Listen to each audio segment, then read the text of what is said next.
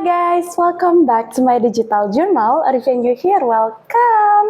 So di video kali ini aku bakal bahas pembahasan soal LBE UM Undip part kedua. Buat teman-teman yang belum nonton part 1, aku saranin tonton dulu ya di video yang ini. Jadi buat teman-teman yang ingin juga mengerjakan bareng-bareng di soal-soal video ini, aku sarankan bisa klik link PDF yang udah aku cantumkan di description. Oke, tanpa lama-lama lagi langsung saja kita ke videonya. Oke teman-teman, langsung aja kita ke pembahasannya. Kita mulai dari tipe soal yang pertama ya. Di sini ada vocabulary test. Nah, vocabulary test itu adalah seperti yang kita udah kerjakan ya di part 1. Kita bakal mencari sinonim bisa dari suatu kata atau suatu frasa. Jadi strategi cepatnya adalah teman-teman baca kalimat yang mengandung kata tersebut, dan teman-teman juga kalau misalnya dirasa belum lengkap, teman-teman bisa baca konteks kalimat sebelum atau sesudahnya. Nah, kalau sebenarnya sih cara yang paling efektif itu adalah baca 2 kalimat sebelumnya atau 1 kalimat sebelumnya ya teman-teman. Sekarang kita let's go langsung aja terapkan strateginya di soal berikut ini. Oke, pertanyaan pertama, the word innovative in line 13 is closest meaning to. Jadi di sini kata inovatif di baris ke-13 itu paling dekat sinonimnya dengan apa ya? Karena waktu pas UM Undip itu di paragraf itu nggak dikasih tahu ini barisnya nomor keberapa dan seterusnya. Jadi kita harus menghitung dengan cepat. Nah, untuk line 13, kan itu line 13 ya. Biasanya sih itu letaknya di paragraf kedua atau 3. Sekarang kita lihat di paragraf kedua ada nggak? Ada ya teman-teman, di sini tuh ada di kalimat terakhir. Sekarang coba kita zoom in supaya kita pakai strateginya. Oke, nah di sini kata disinovatif ada di kalimat berikutnya. Kita coba baca kalimat sebelumnya dulu ya. However, recent development in mass timber and CLT technology along with the updated US building codes now allow wood to be used in buildings up to 18 stories high. Nah, jadi sekarang tuh ada perkembangan baru-baru nih teman-teman di kayu yang masif dan teknologi CLT. Selain itu juga ada update nih dalam apa? Dalam undang-undang ya, codes itu. Undang-undang berkaitan dengan bangunan di Amerika Serikat, sehingga sekarang tuh kayu tuh boleh digunakan di bangunan yang kira-kira tinggi tuh sampai 18, oke? Nah, katanya this innovative method marks a major shift in sustainable urban architecture. Nah, metode inovatif ini tuh menjadi ada pergeseran besar ya dalam arsitektur urban yang berkelanjutan. Nah, kalau dilihat dari clue-nya kan di sini banyak hal-hal baru ya, karena ada perkembangan baru, ada update dari undang-undang US, dan metodenya tuh katanya inovatif. Berarti kita cari yang ada hubungannya dengan sesuatu yang baru atau sesuatu yang maju ya. Karena di sini inovatif, membuat pergerakan baru. Sekarang kita lihat satu persatu. Apakah artinya konvensional? Konvensional itu apa sih? Dia artinya tradisional, teman-teman. Salah ya, justru kebalikannya. Modern itu sesuatu yang modern, jadi tampaknya itu seperti sesuatu yang baru ya teman-teman. Kita coba bulat dulu ya teman-teman, barangkali ada yang lebih cocok. Unusual itu artinya tidak biasa. Nah, ini tidak ya teman-teman, karena di sini ada sesuatu baru yang maju. Kompleks itu sesuatu yang rumit. Di sini nggak ada tanda-tanda rumit. Pioneering itu menjadi pionir ya. Pionir itu menjadi sesuatu yang maju, sesuatu yang baru, yaitu sesuatu yang terdepan. Nah, kira-kira lebih cocok ke modern atau pionir, teman-teman? Tentunya menjadi pionir ya, teman-teman. Karena selain baru, di sini juga bisa menyebabkan adanya shift ya. Adanya apa tuh shift? Pergeseran. Nah, berarti kan dia membuat sesuatu tuh menjadi ada hal baru, tapi hal barunya nggak semata modern, tetapi arsitektur itu tuh jadi ada pergeseran. Nah, itu kan semacam seperti ada pionir ya, teman-teman. Jadi jawaban E adalah yang lebih tepat. Sekarang coba kita latihan lagi yuk. Ada kata substantial. Nah, di sini the word substantial in line 22 is closest meaning to.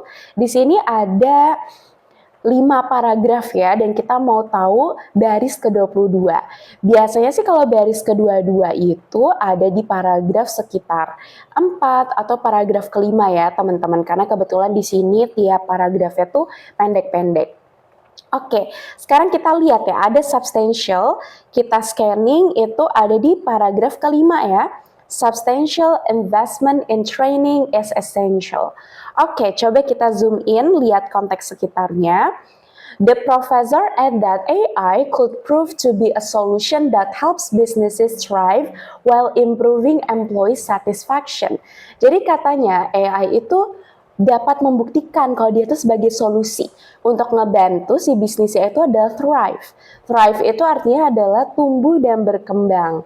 Oke, selagi mereka juga meningkatkan kepuasan para pegawainya. Nah, tetapi di sini ada yet ya teman-teman. Research itu menjelaskan ya, makes it clear that substantial investment in training is essential. Jadi harus ada investasi yang besar ya tentunya dalam pelatihan itu penting. Karena kan di sini itu adalah AI itu betul sebagai solusi, tapi kan harus menunjukkan kepuasan pegawai juga. Nah, berarti kan harus ada investasi besar-besaran di pelatihan untuk para pegawainya tersebut, ya kan, dalam menggunakan AI. Nah, sekarang kita cari mana hubungan besar-besaran. Kalau A, minimal itu kecil. Itu justru kebalikannya ya, teman-teman. Significant itu penting dan berdampak besar. Nah, ini adalah jawabannya ya teman-teman. Berdampak besar dan penting itu significant. Sama seperti substantial. Sekarang kita lihat yang C ya, temporary. Temporary itu artinya sementara. Nyambung tidak teman-teman? Tidak ya, temporary itu nggak cocok. Terus ada optional. Optional berarti hanya pilihan. Kalau pilihan kan berarti bukan sesuatu yang penting ya teman-teman. Gradual itu artinya perlahan. Ini tidak nyambung ya, jadi jawabannya adalah B. Substantial itu artinya significant. Oke, sekarang kita ke next question. Kalau tadi kita latihannya masih kata, nah tipe soal undip juga ada, dia tuh mencari sinonim dari suatu phrase atau frasa. Jadi teman-teman bisa scanning di sini pertanyaannya. This phrase expanded access in line 11. Oke, di sini cuma ada 3 paragraf, kemungkinan besar sih di sini ada di paragraf kedua ya teman-teman. Karena dia cuman pendek saja. Sekarang coba kita cari paragraf kedua apakah ada di sini. Ada ya teman-teman di bagian kalimat sudah akhir. Coba kita zoom in, lihat konteksnya. Oke, kita coba lihat kalimat sebelumnya ya. Jadi di sini disebutkan bahwa for the first time speakers more than 20 language can now learn Japanese and Korean directly from their native tongues rather than through English. Jadi sekarang banyak nih pembicara-pembicara dari 20 bahasa ya di seluruh dunia. Itu sekarang tuh mereka bisa bahasa Jepang ya, bisa belajar bahasa Korea juga. Langsung dari bahasa ibu mereka atau bahasa pertama mereka. Jadi kalau misalnya orang Indonesia itu bisa belajar Jepang dan Korea dari bahasa Indonesia. Nggak perlu lagi belajar melalui bahasa Inggris. Nah, terus disebut nih, previously courses for this language were primarily available only to those who spoke English, Japanese, or Chinese. Sebelumnya tuh previously katanya kursus-kursus belajar Korea sama Jepang itu tuh cuman ada buat orang-orang yang belajar bahasa Inggris, bahasa Jepang, atau udah bisa bahasa Cina baru bisa belajar Korea dan Jepang. Nah, berarti kan sekarang itu ada sesuatu yang semakin luas aksesnya ya teman-teman. Karena for the first time, berbeda waktu pas previously-nya itu susah untuk belajar misalnya bahasa Korea langsung dari bahasa Indonesia atau bahasa ibunya orang tersebut. Makanya sekarang ada expanded access has unlocked a massive new wave of learners. Nah, karena ada expanded access seperti tadi, itu telah membuka ada gelombang baru yang besar untuk para pelajar. Nah, berarti kan di sini ada akses yang semakin luas ya teman-teman, atau akses semakin terbuka. Berarti kita coba cari mana yang akses luas atau terbuka sehingga orang-orang bisa belajar bahasa Korea dan Jepang langsung dari bahasanya. Sekarang dari A, broader availability. Availability itu artinya ketersediaan. Broader berarti persediaannya tuh yang semakin luas ya teman-teman. Oke, sekarang kalau yang B, reduced interest. Kalau ini tuh berarti ketertarikan yang telah berkurang. Nah, dari sini aja kita udah kelihatan ya teman-teman, jawabannya udah pasti yang A ya. Karena ketersediaan yang semakin luas sehingga ada gelombang baru dari para pelajar yang belajar bahasa Korea dan Jepang. Sekarang kita lihat coba yang C ya, kenapa salah? Kalau dia bilang increase competition, kalau ini artinya kompetisi yang meningkat.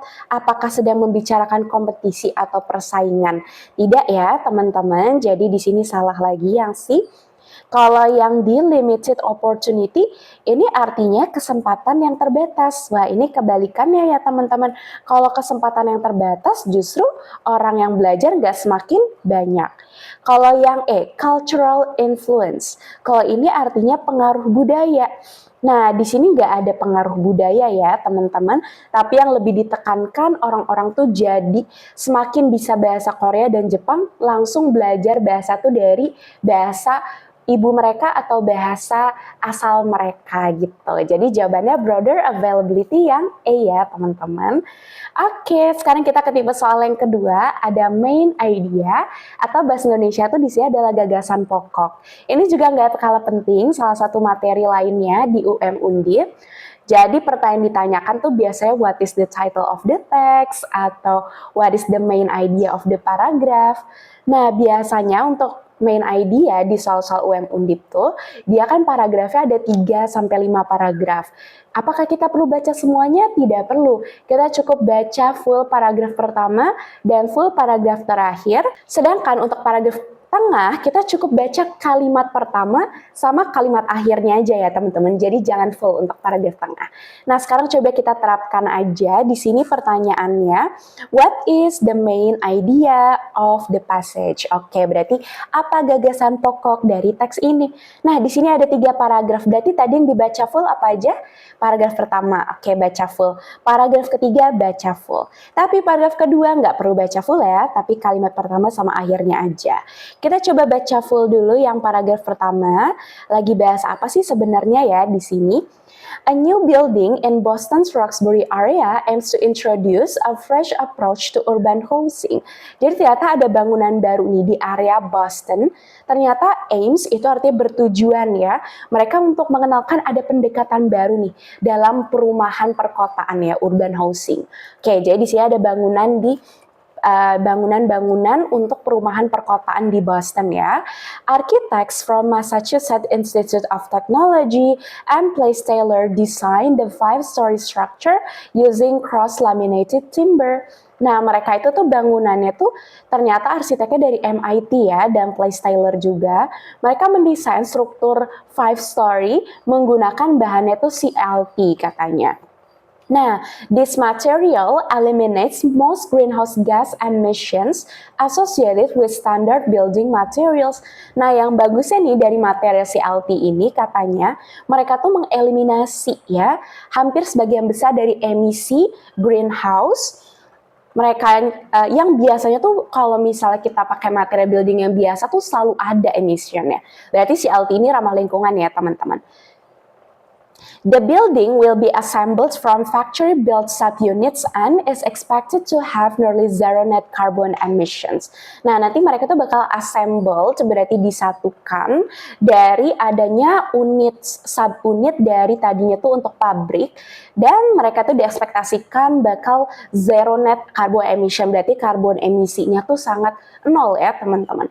Nah, berarti di sini paragraf 1 kita udah dapat sesuatu ide ya, bahwa ada material baru namanya CLT yang ramah lingkungan untuk membuat bangunan ya. Sekarang paragraf kedua, baca kalimat pertamanya. Steel and concrete are also major sources of carbon emissions in construction. Nah, kalau misalnya pakai baja, terus pakai konkrit, itu tuh menjadi sumber besar dalam emisi karbon ya dalam pembangunan. Terus last paragrafnya bilang, makanya di sini ada inovatif method yang membuat ada pergeseran sehingga arsitektur sekarang tuh jadi sustainable, berkelanjutan. Nah, berarti dari sini kita paragraf kedua udah dapat ide ya bahwa kita nggak menggunakan baja dan nggak menggunakan konkrit juga. Terus last paragraph kita baca full ya. The Boston project will become one of the largest mass timber residential buildings in the United States. Jadi project di Boston ini itu merupakan project bangunan untuk warga ya yang terbesar menggunakan kayu katanya di Amerika Serikat.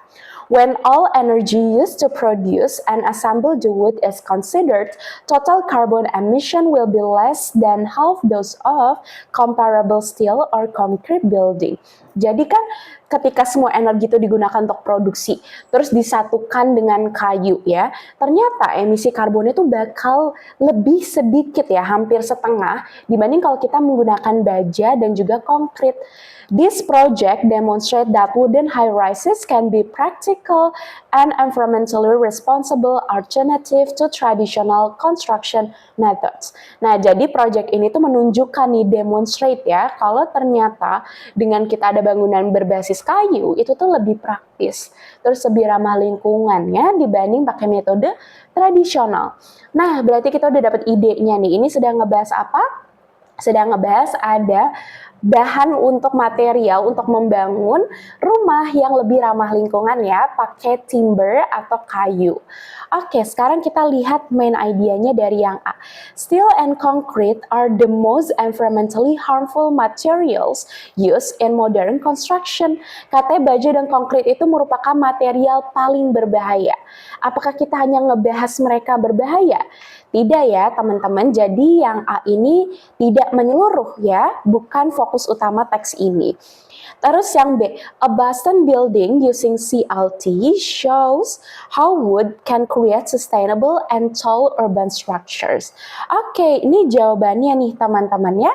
Jadi kan ini ada bangunan di Boston itu menggunakan CLT, betul disebut di paragraf 1, itu menunjukkan bahwa kayu itu bisa membangun struktur yang lebih berkelanjutan ya dan tinggi juga ya. Itu betul ya disebut di paragraf 1 dan 3, maka dia main idenya. Sekarang kita double check dulu yuk kenapa C bisa salah. Wood construction has always been limited to small houses. Oke, katanya kalau kita pakai kayu, itu tuh cuma bikin perumahan yang kecil aja, nggak bisa bangunan yang besar. Oh, jelas salah ya, karena kalau kita lihat di sini, justru di sini, itu malah untuk ngebangun largest mass timber residential buildings, yang disebut paragraf ketiga. Jadi di sini adalah terbesar ya bangunan warganya. Berarti di sini apakah yang terkecil? Tidak ya, maka C salah. Terus yang D, coba kita lihat ya. New building codes have made it harder to construct wooden buildings in American cities. Nah, karena kata ada peraturan undang-undang baru, makanya susah nih membuat bangunan pakai kayu di Amerika.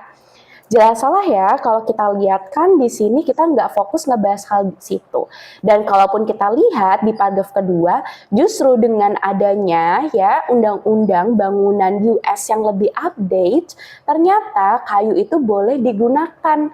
Nah, berarti kan D itu bertentangan ya dengan informasi yang ada di teks. Jadi salah lagi untuk yang D. Sekarang coba kita lihat yang option ada mass timber production requires more energy than steel and concrete production actually does. Nah, katanya kalau pakai produksi menggunakan kayu itu lebih butuh banyak energi. Jelas salah ya, karena kalau kita baca di paragraf ketiga, justru emisinya yang dikeluarkan itu lebih sedikit 50% ya, half those of comparable steel or concrete building. Jadi jawaban B adalah paling tepat ya teman-teman. Oke guys, sekarang kita ke nomor kedua. Sekarang coba kita yuk latihan yang 5 paragraf, kalau tadi 3 paragraf. Pertanyaannya masih sama, what is the main idea of the passage? Berarti apa sih gagasan utama ya dari teks ini? Berarti pakai cara yang tadi untuk paragraf pertama sampai paragraf terakhir, kita baca full. Tapi untuk paragraf yang di tengah, berarti 2 sampai paragraf keempat, itu kita baca kalimat pertama sama kalimat akhirnya aja. Yuk kita coba latihan di sini. A new study commissioned by Hanley Business School reveals that AI's impact on the workplace is both transformative and overwhelming for UK workers. Jadi sih ada studi, itu menunjukkan ya, bahwa dampak AI kepada tempat kerja itu tuh sebenarnya ada 2 hal ya. Pertama transformatif, berarti kan mengubah ke arah yang baik. Tapi pada saat yang bersamaan juga dia tuh overwhelming. Overwhelming tuh apa? Membuat orang tersebut, para pekerja itu jadi kewalahan ya teman-teman. Oke, sekarang kita lihat kalimat berikutnya. More than 4,500 professionals from nearly 30 different employment sectors participated in the research. Nah, berarti yang ikut itu ada 4.500 pekerja ya, hampir dari 30 jenis dari sektor yang berpartisipasi di riset ini. The findings show that 56% of full-time workers feel optimistic about AI advancement, while 61% say they feel overwhelmed by how quickly the technology is developing. Jadi hasil penelitian itu bilang seperti ini. 56% sih optimistik ya tentang ada AI. Tapi 61% mereka tuh ngerasa kewalahan. Kenapa tuh kewalahannya? Karena tuh seberapa cepat ya teknologi tersebut tuh berkembang. Oke, berarti paragraf ke-1 ini lebih berfokus kepada ada dua sisi ya dari dampaknya ke tempat-tempat kerja yang ada di UK.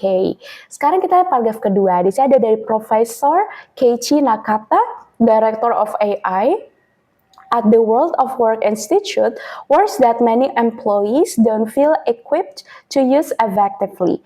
Jadi katanya dari profesornya bilang, katanya ya, banyak para pekerja, employees itu, mereka tuh ngerasa kayak kurang lengkap gitu ya, kurang dilengkapi, equipped. Mereka kurang dilengkapi bagaimana sih cara menggunakan AI secara efektif.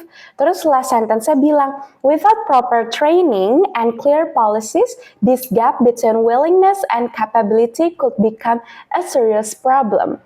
Jadi katanya kalau nggak ada ya latihan yang proper, yang sesuai, kebijakan yang jelas, nanti bakal ada gap.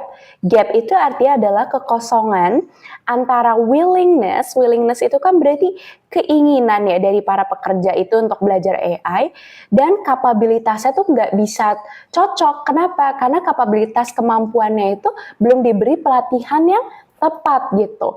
Nah, kalau misalnya terus hal ini terjadi, maka itu menjadi masalah yang serius karena kekosongannya ya teman-teman. Terus paragraf berikutnya kalimat pertama. The study found that 3 in 5 workers will be more likely to use AI at work if formal training were available. Nah, katanya 3 dari 5 para pekerja sih bakal menggunakan AI. Kalau apa? Kalau ada pelatihan formal ya yang tersedia cara menggunakan AI. Terus last sentence-nya bilang, this suggests that organizations are failing to prepare their workforce for the AI revolutions. Nah, ini tuh menunjukkan ya bahwa organisasi tuh banyak yang gagal katanya untuk mempersiapkan tenaga kerjanya itu untuk ada revolusi AI. Oke, berarti paragraf ketiga masih sama ya, ngebahas bahwa adanya keterlambatan dari para perusahaan, organisasi untuk memberi training kepada para pekerjanya tersebut. Okay, next paragraph. Professor Nakata believe AI could simplify complex tasks, eliminate tedious jobs, and give workers more time for meaningful work. Jadi Profesor Nakata tuh percaya kalau AI itu bisa simplify nih, menyederhanakan ya tugas-tugas yang rumit, terus juga bisa mengeliminasi tugas-tugas yang banyak gitu ya dan melelahkan, tedious, dan memberikan para pekerja itu lebih banyak waktu untuk pekerjaan yang lebih bermakna gitu. Terus last sentence-nya bilang, he described these benefits as merely the tip of the iceberg of what the technology could ultimately achieve.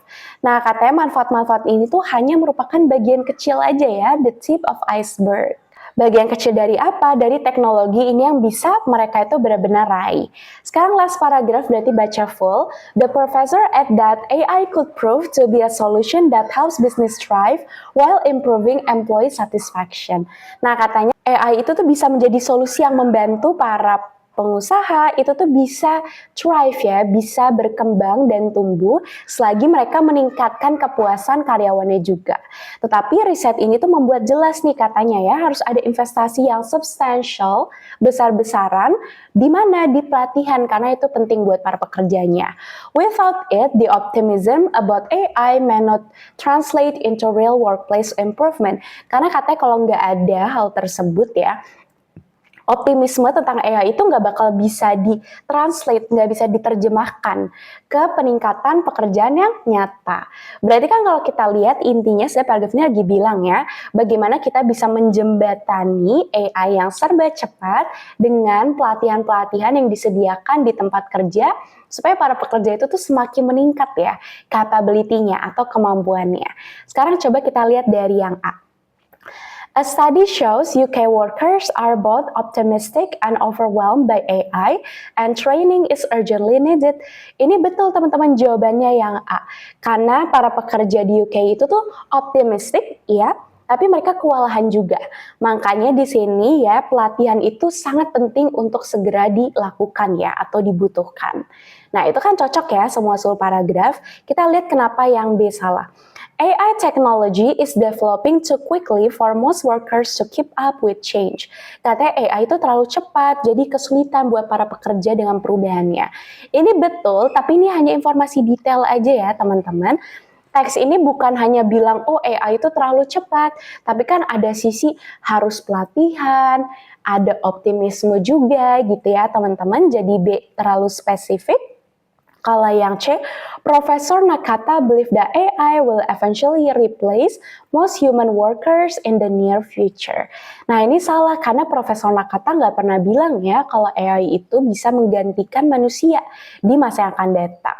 Padahal Profesor Nakata itu bilang katanya di sini bisa menyederhanakan tugas-tugas yang rumit. Sekarang yang D, more than 4,500 professionals from various sectors participated in the Henley Business School study. Nah itu betul disebut di teks, tapi again sama seperti opsi B ini juga merupakan hal detail ya atau hal yang spesifik. Teks ini nggak hanya ngebahas tentang berapa orang ikut berpartisipasi, itu hanya sebagian kecil aja. Kalau yang E, company should focus on hiring more AI specialists rather than training existing employees. Kalau ini malah bilang perusahaan itu sebaiknya lebih banyak merekrut ya orang-orang yang spesialisasi di AI dibandingkan melatih para pekerja gitu.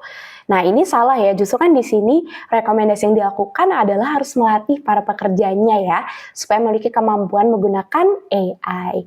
Oke, itu untuk yang nomor 2, sekarang coba nomor 3 yang main idea. Pertanyaannya di sini spesifik, what is the main idea of paragraph 2? Nah, kalau ini kan berarti sama aja kita cuma menanyakan satu paragraf aja ya, teman-teman. Berarti kalau cuma satu paragraf, kita baca full aja langsung ya, paragraf kedua. Coba kita baca bareng-bareng di sini. For the first time, speakers of more than 20 languages can now learn Japanese and Korean directly from their native tongues rather than through English. Jadi baru pertama kali nih, para pembicara dari 20 bahasa di dunia ini sekarang udah bisa belajar bahasa Jepang dan bahasa Korea langsung dari bahasa ibu mereka. Oke, nggak perlu pakai bahasa Inggris lagi. Previously, sebelumnya, kursus-kursus yang tersedia tuh katanya tersedia di Inggris atau bahasa Jepang atau bahasa China, sehingga kalau orang misalnya mau belajar bahasa Korea tapi dia orang Indonesia, berarti dia harus bisa bahasa Inggris dulu gitu sebelum dia bisa bahasa Korea. Nah, makanya dia bilang this expanded access has unlocked a massive new wave of learners. Karena ada akses yang semakin luas, jadi sekarang ada semacam kayak gelombang baru gitu teman-teman. Orang yang belajar bahasa Korea dan Jepang, sehingga mereka bisa engage, terlibat di bahasa tersebut dalam istilah-istilah yang ada di budaya mereka masing-masing. Oke, berarti main idea adalah ada peningkatan angka yang semakin besar ya orang-orang belajar Korea dan Jepang karena akses yang semakin luas. Sekarang kita lihat yang A. English remains the most widely studied language worldwide. Apakah kita hanya bilang tentang kalau bahasa Inggris itu merupakan bahasa yang masih dipelajari secara luas? Salah ya, kita nggak ngomong bahasa Inggris. Kita lihat yang B. Japanese and Korean courses are becoming more difficult to access. Nah ini kebalikannya, karena kalau di sini bilang Jepang sama Korea tuh semakin sulit diakses. Padahal kan sekarang semakin banyak ya aksesnya. Sekarang yang C, Chinese speakers make up the majority of Japanese language learner. Katanya orang-orang pembicara bahasa Chinese itu adalah yang paling banyak belajar bahasa Jepang. Kita nggak ngomongin itu ya teman-teman, berarti yang C salah lagi. Yang D, Most language learners prefer studying through English language courses. Kalau ini berarti para pembelajar lebih suka menggunakan bahasa Inggris untuk belajar bahasa asing baru. Ini jelas salah ya, karena justru di sini orang-orang maunya pakai bahasa ibu mereka. Berarti jawabannya udah pasti yang teman-teman, bahwa ada greater accessibility has allowed more people to learn Japanese and Korean. Karena lebih banyak kesempatan atau akses ya, sehingga bisa membuat mereka itu belajar bahasa Jepang dan Korea. Itu tetap ya, jadi jawabannya adalah yang E. Sebelum lanjut ke materinya, di sini aku ada tips buat teman-teman yang ingin memperkaya vocabulary di teks akademik. Mengingatkan kalau soal-soal di UM Undip itu rata-rata soalnya adalah teks akademik. Jadi kalau vocabulary akademik kita masih belum oke, maka akan sulit nih untuk membacanya. Nah, aku sarankan pakai English Study Planner 2026, karena di English Study Planner ini udah aku cantumkan list vocabulary akademik yang teman-teman bisa hafalkan. Terus yang kedua, udah ada list grammar buat teman-teman yang ingin memperkuat lagi struktur bahasa Inggris. Dan yang ketiga, aku udah cantumkan juga reading challenge, berisi kumpulan reading untuk latihan bahasa Inggris. Buat link study planner-nya bisa klik link in my description ya. Oke, sekarang kita ke next tipe soal. Di sini ada pronoun. Jadi kalau pronoun itu kita menanyakan kira-kira pronoun tersebut itu sebagai kata ganti siapa sih? Nah, biasa ada pertanyaan the word it refers to, the word this here means, atau the word they refers to. Strateginya adalah teman-teman baca kalimat yang mengandung kata tersebut terlebih dahulu, lalu teman-teman baca konteks kalimat sebelumnya ya, kalau dia itu ada posisinya di awal kalimat. Coba ya, kita lihat satu persatu terapin strateginya. Di sini ada the word it's in line 10 refers to. Nah, kita harus cari lagi nih it's ya katanya di line ke-10. Oke, line ke-10 berarti kemungkinan besar dia ada di paragraf kedua ya atau paragraf ketiga ya, teman-teman. Dan kalau kita lihat di sini ada di paragraf kedua ada reducing its impacts in urban areas. Coba kita zoom in ya, teman-teman. Nah, kalau kita lihat, ini kan ada di tengah-tengah kalimat ya. Dia bilang, traditionally wood construction has been limited to small buildings, reducing its impacts in urban areas. Kalau dia ada di tengah-tengah kalimat, kita nggak usah perlu baca kalimat sebelumnya lagi. Jadi coba kita artikan dulu bahasa Indonesia. Secara tradisional, bangunan dari kayu itu sebenarnya tadinya tuh terbatas. Hanya di bangunan-bangunan yang kecil aja, sehingga mengurangi dampaknya di area-area perkotaan. Berarti kan karena limited to small buildings, berarti maksudnya itu adalah milik siapa? Miliknya adalah dampak dari wood construction, oke? Itu artinya adalah miliknya. Berarti di sini dampak milik si konstruksi kayu. Berarti jawabannya udah ketemu ya teman-teman yang C, the wood construction. Oke, sekarang kita coba tebak lagi. Di sini ada the word this in line 8 refers to. Nah, ini masih awal-awal nih 8. Berarti kalau 8 ada kemungkinan dia ada di paragraf ke-1 atau paragraf kedua ya. Coba kita scanning kata this-nya teman-teman. Paragraf 1 nggak ada, paragraf kedua ada ya. Ada this could become a serious problem. Coba kita zoom in buat kita dapat infonya. Nah, ini beda nih sama it's tadi. Dia ada di awal kalimat. Kalau ada di awal kalimat, kita baca dulu kalimat sebelumnya supaya kita bisa dapat ide apa sih yang lagi dibahas di teks ini, oke? Profesor Keiichi Nakata warns that many employees don't feel equipped to use AI effectively, creating a gap between willingness and capability. Jadi katanya Profesor Keiichi itu bilang banyak para karyawan atau para pekerja tuh kurang merasa dilengkapi untuk menggunakan AI secara efektif, sehingga menyebabkan ada masalah nih, kekosongan antara willingness, keinginan, dan kemampuan atau capability. This could become a serious problem. Nah, hal ini tuh bisa menjadi masalah ya yang serius. Karena maksudnya hal ini menjadi masalah tentunya yang negatif tuh apa di kalimat sebelumnya? Ada kekosongan, gap ya teman-teman. Berarti kita cari jawaban dari ABCDE mana yang a gap between willingness and capability? Tentunya adalah yang D ya teman-teman, jawabannya the gap between willingness and capability. Sekarang kita next question lagi yuk. Di sini ada the word them in line 12 refers to. Nah, di sini ada kata them di baris ke-12. Itu merujuk kemana? Nah, di sini ada 3 paragraf ya, terus mintanya adalah line ke-12, baris ke-12, berarti kemungkinan ada paragraf kedua atau 3 ya teman-teman. Dan kalau kita scanning, paragraf kedua awal-awal belum, tapi di kalimat terakhirnya ada kata ya, allowing them to engage with this language. Coba kita zoom in teman-teman. Nah, di sini them ada di awal atau tengah kalimat? Ada di tengah kalimat ya, teman-teman. Jadi kita cukup baca kalimat tersebut aja, nggak usah lihat kalimat sebelumnya. This expanded access has unlocked a massive new wave of learners. Nah, karena ada akses yang semakin luas, ternyata ini membuka nih, ya, ada gelombang baru yang masif besar-besaran dari apa? Dari para pembelajar. Allowing them to engage with this language on their own cultural terms. Akhirnya memperbolehkan atau membuat mereka itu bisa engage ya, terlibat dalam apa? Mereka itu bisa melibatkan dirinya dalam bahasa-bahasa ini, dalam istilah-istilah budaya mereka masing-masing. Berarti kan maksudnya adalah karena di sini ada pembelajar, tentunya yang melibatkan diri dari bahasa tersebut kan tentunya pembelajar lagi ya teman-teman. Nah, berarti cari mana yang learners di sini.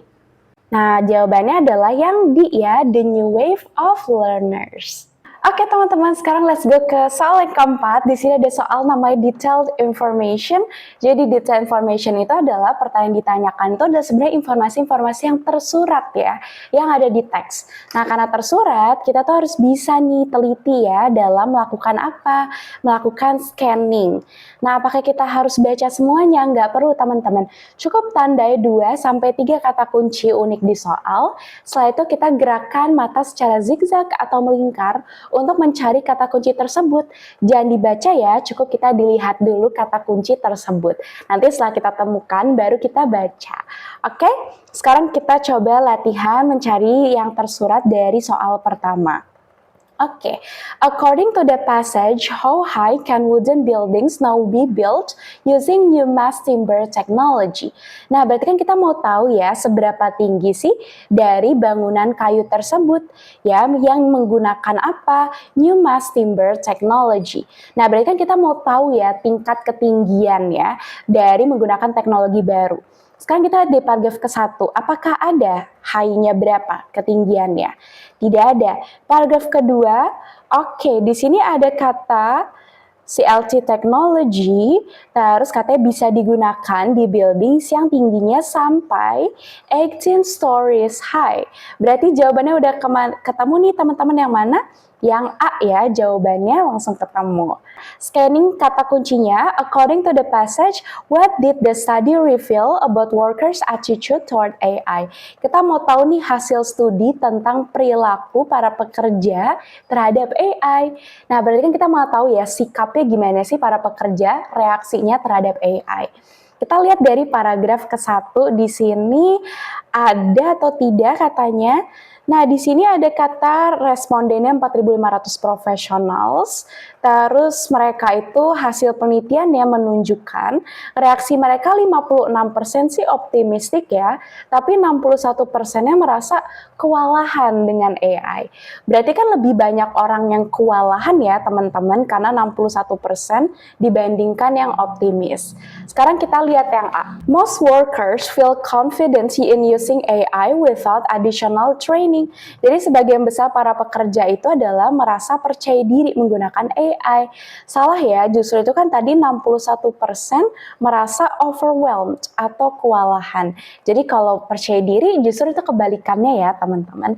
Terus yang B, more workers feel optimistic about AI than overwhelmed. Katanya lebih banyak yang optimistik dibandingkan yang kewalahan. Salah ya, justru yang optimistik itu cuma 56%, lebih banyak yang kewalahan itu sampai 61%. Berarti yang B salah lagi. Yang C, sebagian besar dari para pekerja itu kewalahan dari perkembangan yang rapid, yang sangat cepat dari AI. Betul? Betul, jawabannya adalah yang C teman-teman. Kenapa? Karena mayoritas itu kan 61% teman-teman yang ngerasa overwhelmed. Jadi jawabannya adalah tepat ya, yang C. Kalau yang D, nearly all workers believe their employers provide sufficient AI support. Nah, hampir sebagian dari para pekerja itu percaya bahwa pemberi kerjanya itu tuh memberikan dukungan AI yang sufficient, yang cukup. Apakah benar pekerja itu telah cukup memberikan? Di sini kan tidak ya teman-teman, karena kalau kita lihat di paragraf yang ketiga, itu nearly a quarter of respondents say that their employers currently provide insufficient support. Nah, hampir seperempat responden itu bilang, kalau ternyata pemberi kerja atau employer saya itu tuh kurang mencukupi, memberi dukungannya, insufficient. Sekarang yang less than half of workers are interested in using AI in workplace. Kalau ini kurang dari setengah nih pekerja yang tertarik menggunakan AI. Salah ya, justru yang optimistik itu adalah lebih dari setengah, 56% ya tadi yang optimistik. Jadi nomor 2 adalah jawabannya yang C.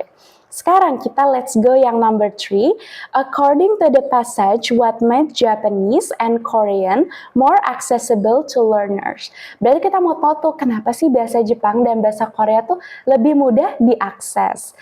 Kita cari kata Japanese dan Korean. Paragraf ke-1 ada kata Japanese. Oke, terus ada Korean, tapi bukan ngomongin tentang accessible ya. Terus yang paragraf kedua, ada Japanese and Korean, itu katanya lebih mudah sekarang karena orang-orang tuh bisa mempelajari dari bahasa ibunya, dari bahasa asli mereka. Nah, sehingga memberikan akses yang lebih luas ya, yaitu memberikan gelombang baru para pelajar.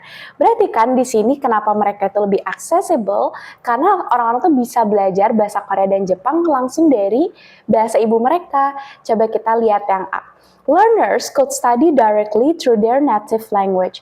Nah, mereka kan itu katanya bisa belajar langsung tuh dari bahasa asli, native itu ya, atau bahasa ibu mereka, mother tongue-nya mereka.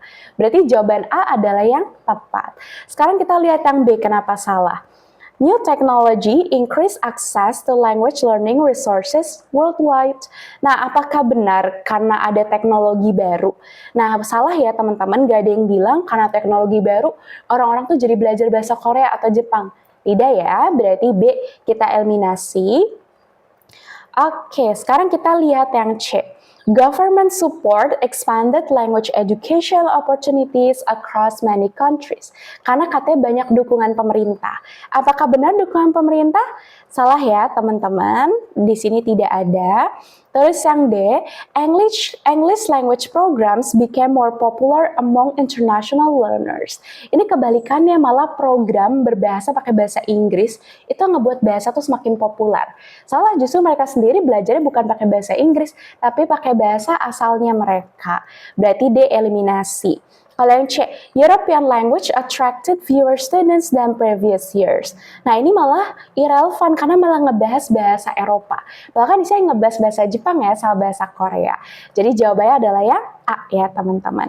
Oke teman-teman, last but not least, sekarang kita ke tipe soal yang kelima di untuk Undip. Di sini ada stated, unstated question.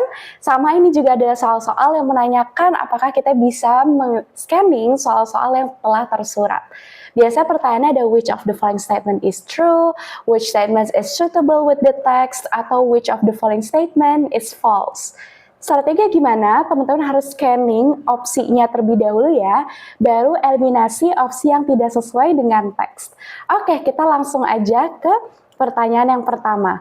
Which of the following is true according to the text? Berarti di sini menanyakan yang benar atau yang salah?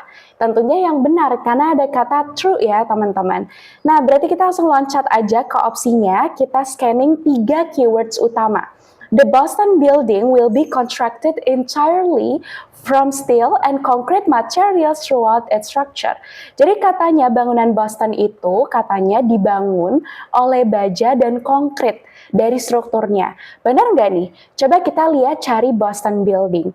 Dari paragraf ke-1, ada building baru di Boston. Mereka menggunakan apa di sini? Menggunakan cross-laminated timber, CLT. Nah, apakah mereka itu menggunakan steel and concrete? Tidak ya, teman-teman. Mereka itu menggunakan cross-laminated timber. Dan kalau kita lihat paragraf kedua pun, dia bilang di sini mereka menggunakan mass timber and CLT technology. Jadi buildings ini tidak menggunakan baja dan konkrit ya teman-teman. Berarti yang A kita eliminasi. Sekarang kita lihat yang B. The Boston building will contain no residential units and will be used for offices.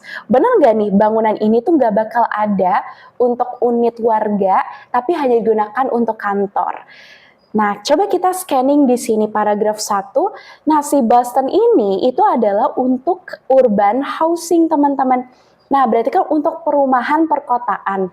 Kalau perumahan mereka bukan untuk kantor. Dan kita lihat lagi di paragraf ketiga, nah Boston Building ini merupakan residential buildings. Berarti bangunan untuk pemukiman warga ya, residential. Berarti kalau di sini bilang cuman untuk kantor itu justru bertentangan ya teman-teman. Sekarang kita lanjut ke yang C. Wood construction can now only be used for buildings that are up to 5 stories high. Katanya kalau konstruksi pakai kayu itu hanya kalau yang tingginya 5 stories. Benar nggak nih harus 5 stories? Kita lihat paragraf 1 nggak ada ya ukuran. Paragraf kedua justru dibilang nih kalau pakai kayu itu bisa tingginya hampir 18 stories high. Berarti kalau di sini bilangnya cuma 5 ya, di C berarti salah lagi. Sekarang kita lihat yang D. The building was designed solely by architect from Harvard University. Benar nggak nih bangunannya itu adalah dari arsitek dari Universitas Harvard? Salah ya, karena kalau kita lihat di sini adalah mereka dari arsitek Massachusetts Institute of Technology sama Place Taylor. Jadi bukan dari Harvard ya teman-teman. Berarti yang D eliminasi. Jadi udah pasti jawabannya E ya teman-teman. Kalaupun kita double check, di sini dia bilang cross-laminated timber eliminates most greenhouse gas emission compared to standard building materials.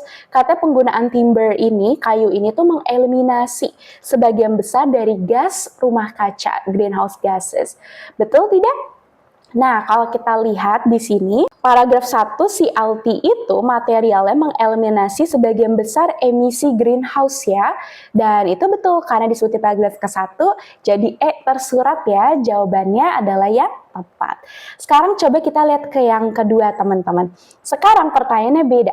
Which of the following statement is false? Berarti kalau false itu apa? Kita cari yang salah ya teman-teman, bukan yang benar. Kita lihat dari paragraf dari opsi yang A. The study found that 56% of workers are optimistic about AI. Scanning 56% optimistic tentang AI. Dari paragraf ke-1, betul, mereka 56% feel optimistic about AI advancement. Oke, mereka semua ngerasa optimistic dengan kemajuan AI. Berarti di sini false atau true? True ya, berdasarkan teks. Berarti jawabannya bukan yang A. Sekarang B. Profesor Nakata warned that many workers do not feel equipped to use AI tool effectively. Jadi profesor ini bilang banyak nih para pekerja yang merasa tuh kurang dilengkapi ya untuk menggunakan AI. Kita lihat ada di paragraf kedua bahwa Profesor Nakata bilang banyak para pekerja itu merasa tidak dilengkapi untuk menggunakan AI effectively. Berarti ini true ya teman-teman, bukan jawabannya lagi. Sekarang yang C. The research discovered that AI could eliminate all tedious and boring jobs from every sectors. Katanya AI itu bakal mengeliminasi semua pekerjaan yang membosankan atau melelahkan. Coba kita cari apakah benar mengeliminasi semua. Nah, kalau kita baca di paragraf keempat, ternyata AI itu hanya menyederhanakan ya, simplify complex tasks, eliminate tedious jobs, and give workers more time for meaningful work. Jadi hanya mengeliminasi pekerjaan yang melelahkan aja. Tapi apakah semua pekerjaan all itu salah ya teman-teman di kata all-nya, karena nggak pernah disebut semuanya. Berarti false udah ketemu, jawabannya adalah yang C teman-teman. Sekarang kita lihat yang D, kenapa dia adalah statement yang true berdasarkan teks. Nearly a quarter of respondents say employers are not providing enough AI training support. Katanya hampir seperempat bilang kalau para pekerja mereka tuh kurang memberikan pelatihan AI. Coba cari ya, nearly a quarter of respondents. Ada paragraf ketiga, dia bilang employees currently provide insufficient support. Berarti kan itu betul ya teman-teman, mereka ngerasa kayak nggak cukup gitu ya, not providing enough ya pelatihan AI karena ada kata insufficient. Insufficient tadi apa yang aku bahas? Tidak cukup ya teman-teman. Berarti yang di sini statementnya berdasarkan teks lagi. Sekarang yang last one teman-teman, kita scanning keywordnya. Profesor Nakata believe AI could help business thrive. AI itu bisa membuat ya perusahaan itu berkembang dan bertumbuh dan meningkatkan kepuasan secara umum. Oke, coba kita lihat apakah benar AI itu membantu perusahaan bertumbuh. Oke, Profesor Nakata bilang AI itu bisa menyederhanakan. Terus berikutnya profesor juga menambahkan, katanya bisa menjadi solusi membantu bisnis itu menjadi thrive nih, bertumbuh dan berkembang ya, untuk meningkatkan kepuasan para pekerjanya, satisfaction. Berarti itu true lagi berdasarkan teks. Oke, berarti di sini jawabannya udah tepat yang C ya, statement yang false-nya. Sekarang kita ke nomor ketiga, pertanyaannya beda lagi nih teman-teman. Which of the following statements is true except? Ini berarti nyari benar atau salah? Nyarinya yang salah ya teman-teman, karena ada kata mana statement di bawah ini yang benar, kecuali. Nah, berarti kalau benar kecuali itu nyarinya adalah yang salah ya teman-teman. Sekarang kita cari dari yang A. Japanese became the world's fourth most studied language. Bahasa Jepang tuh menjadi bahasa yang tertinggi keempat di dunia, yang paling sering dipelajari. Coba cari kata Japanese sama fourth dari paragraf ke-1. Oke, Japanese itu katanya overtaking German, mengambil alih Jerman, menjadi bahasa keempat paling dipelajari di dunia. Berarti ini true ya teman-teman. Oke, sekarang kita lihat yang B, apakah dia false? Korean surpass Italian to become the sixth most studied language. Korean itu bisa surpassed. Surpassed itu tuh berarti mereka bisa melewati Italia ya, jadi dia di atasnya Italia menjadi bahasa ke-6 paling dipelajari di dunia. Oke, apakah benar di sini? Betul, Korean disebut paragraf ke-1 ya, dia ternyata memanjat jadi di angka ke-6 melewati Italia ya sebagai bahasa yang sering dipelajari. Berarti B true lagi. Yang C, English no longer holds the largest share of language learners. Katanya bahasa Inggris udah nggak menjadi yang tertinggi lagi di dunia bahasa yang dipelajari. Nah, kita lihat English paragraf 1 kan belum ada ya. Paragraf kedua, oke, belum ada. Paragraf ketiga dia bilang, English itu still holds the largest market share at 63.3%. Berarti kan di sini bahasa Inggris masih yang paling tinggi ya dipelajari. Di sini adalah 63%. Berarti kalau di sini kata no longer itu salah ya, teman-teman. Berarti statement yang false adalah jawabannya yang C. Oke. Sekarang sisa D sama sisa E. Coba kita double check aja teman-teman. Kalau yang D, more than 20 language groups can now learn Japanese directly.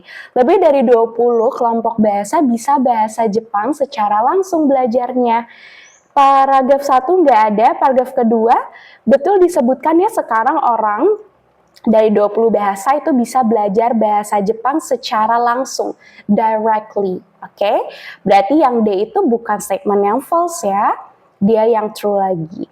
Last one yang E, interest in Swedish has increased due to the Nordic Dream.